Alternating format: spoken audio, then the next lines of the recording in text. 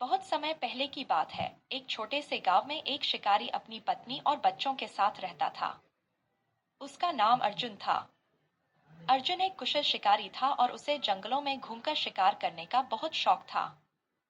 वह जंगल में घूमा करता, जानवरों का पीछा करता और फिर उनका शिकार करता।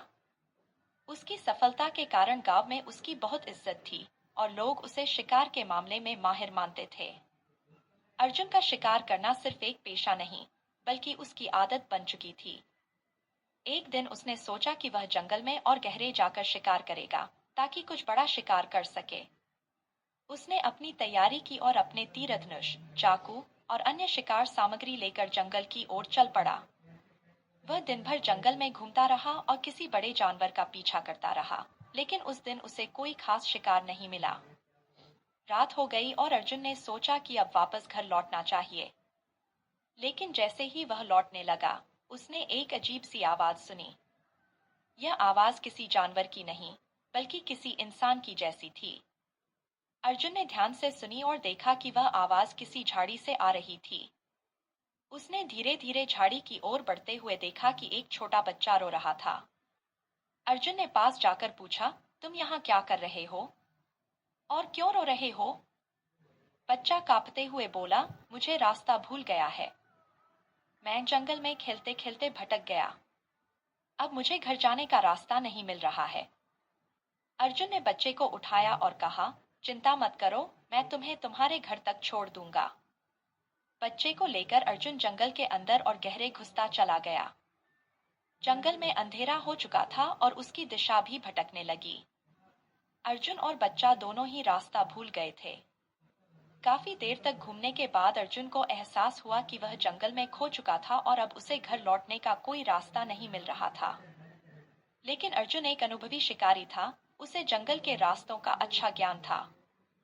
फिर भी इस बार वह जंगल कुछ अजीब सा महसूस हो रहा था। अर्जुन और बच्चा थोड़ी देर और चलने के बाद एक अजीब सी जगह पहुंचे, जहां बड़े बड़े पेड़ और घने झाड़ियां थीं। अचानक अर्जुन ने देखा कि वहां के सभी जानवर चुप हो गए थे। पक्षी, बंदर और अन्य जंगली जानवर भी कहीं नजर नहीं आ रहे थे। अर्जुन को समझ में आ गया कि वह किसी ऐसी जगह पहुंच गया है जहां उसे आना नहीं चाहिए था। अर्जुन ने बच्चे से कहा, तुम यहीं रुको, मैं जरा देखता हूं कि क्या हो रहा है। वह धीरे धीरे आगे बढ़ा और देखा कि वहां एक विशाल पेड़ के नीचे एक बहुत पुराना और खंडहर जैसा महल था। अर्जुन ने सोचा कि यह महल शायद इस जंगल का रहस्य हो सकता है। वह वहां गया और देखा कि महल के भीतर एक बुढ़िया बैठी हुई थी।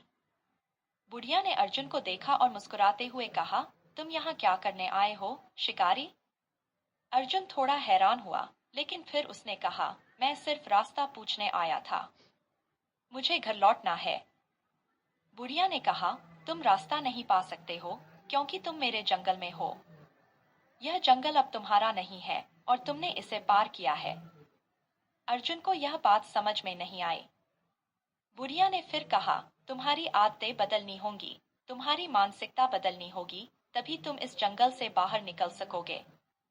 अर्जुन ने सोचा कि यह बुढ़िया शायद उसकी मदद कर सकती है, तो उसने सवाल पूछा, कृपया मुझे रास्ता बताओ। बुढ़िया मुस्कुराई और बोली, रास्ता वही है जो तुम अपने दिल से चुनोगे।